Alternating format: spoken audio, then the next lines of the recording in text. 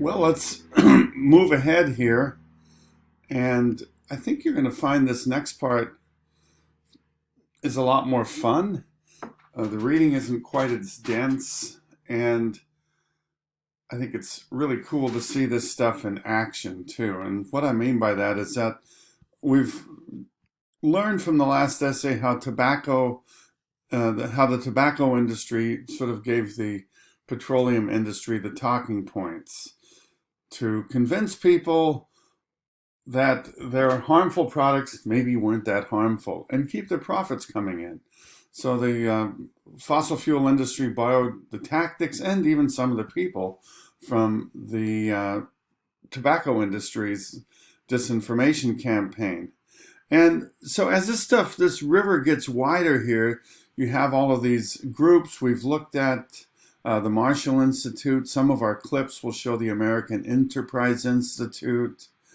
And what you have is a lot of political messaging. That's what we're looking at now.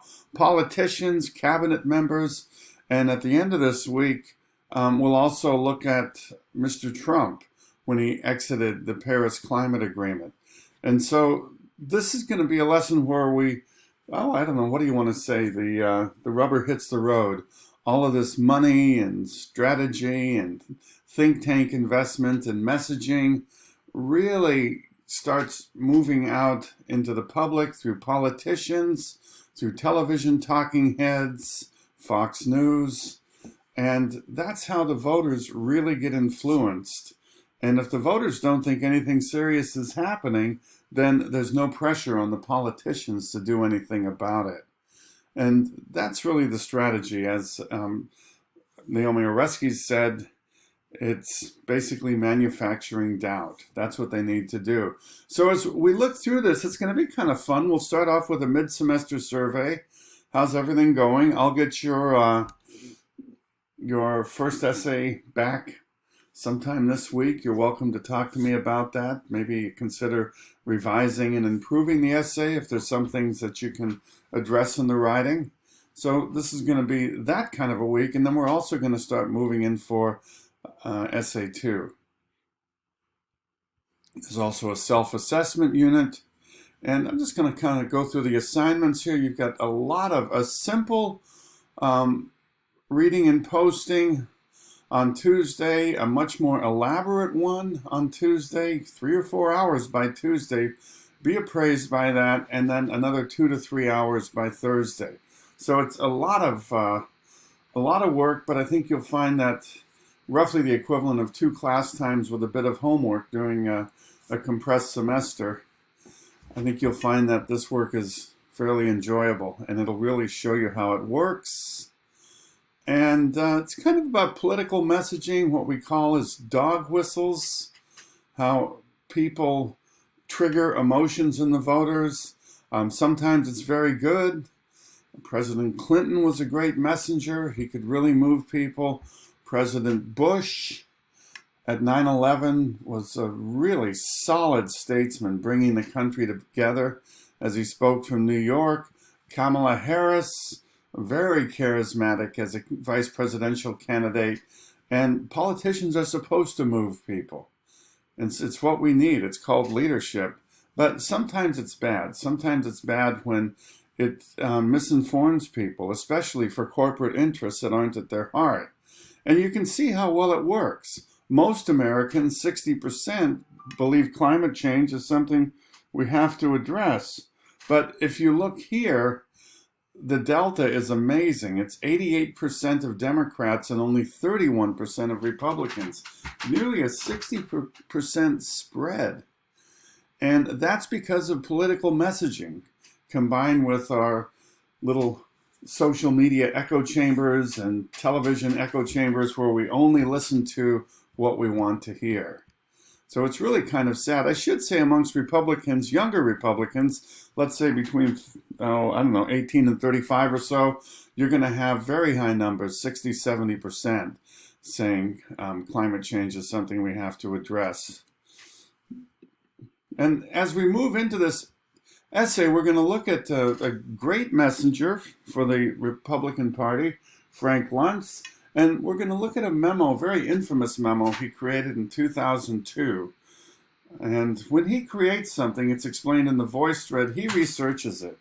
He tests on thousands of voters these messages, and then he comes up with a short list of messages that really work, that really trigger voters' emotions, and in this case, trigger them to not only have doubts about climate change, but also about the wisdom of international agreements. Luntz wrote this to help Republicans explain why President Bush pulled out of the Kyoto Climate Agreement.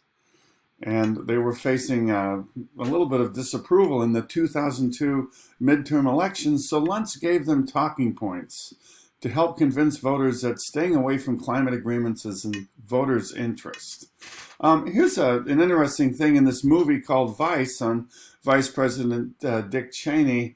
There's a Luntz, in this short clip, there's a Luntz stand-in at minute 425. It's kind of a cool dramatization of what he does, his messaging.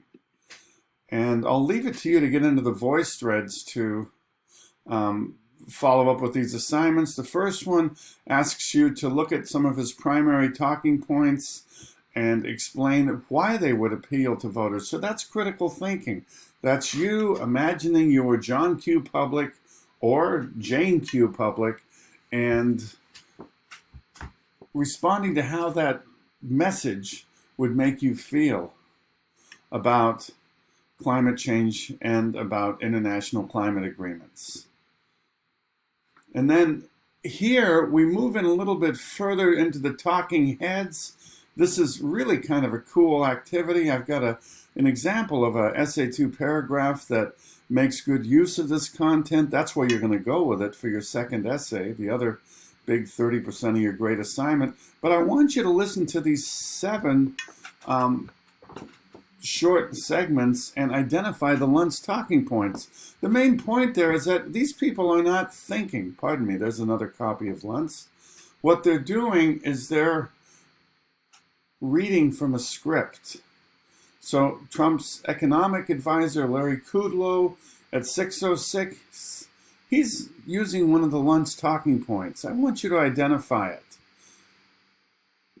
And then you have Ryan Zinke. He uses several of them. He's really quite good. He's a grand parrot there. And find the talking points. Find the message he's trying to get to the voters. So pair the Luntz talking point with his quotes. All the stuff you're going to use in your essay. Sean Hannity, big short segment. It's a little bit maybe a little bit subtle, but you'll find that he really is casting doubt on the science. Find those quotes that undermine the scientist. And Rick Perry is just great. He's wonderful. He makes a mess out of everything, but at the same time, he's totally Luntz, singing from the songbook. Really terrific that way.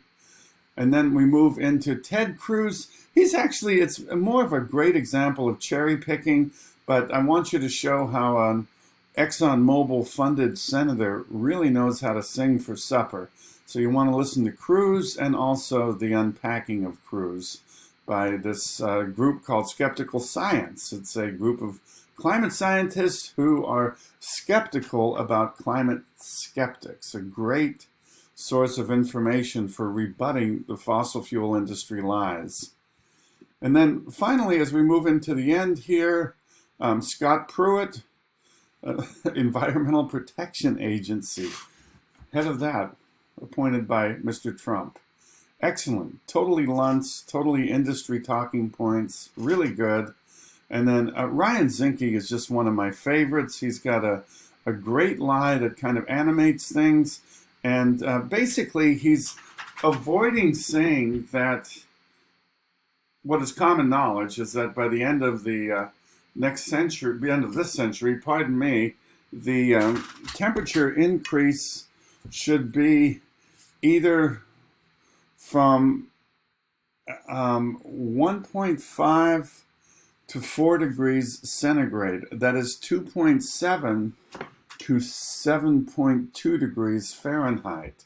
And he can't say that. And that's been agreement since Hansen in the 1980s. That has been the predicted increase in temperature. So he dodges that. He doesn't want to go on record saying that common knowledge that Al Franken wants him to speak to, and instead he pivots first to a lie, or rather he pivots first to a bunch of lies, a bunch of lunch points, and then he pivots again to a lie that I explain here. It's important to know that. He's just a grand and polished liar. So these are all short segments, but basically you're going to see a variety of Lunt's talking points in action here. And as you read slowly through the assignment, you'll see how that works. And then the next thing is for Thursday, a little bit of kind of like classroom movies, a couple of short things just to watch and enjoy. Fox News climate denial, another Fox News executive getting nailed for climate denial, and a review of some clips in our movie from the first week that basically speak to the same topic. And finally, we're going to read Trump's speech on getting out of the Paris Climate Agreement, and you're going to look for Lunt's talking points in that short speech. And that'll be our last assignment. So we've got all about, pardon me, I'm going into the next week. So this whole week is about how the messaging intersects politics.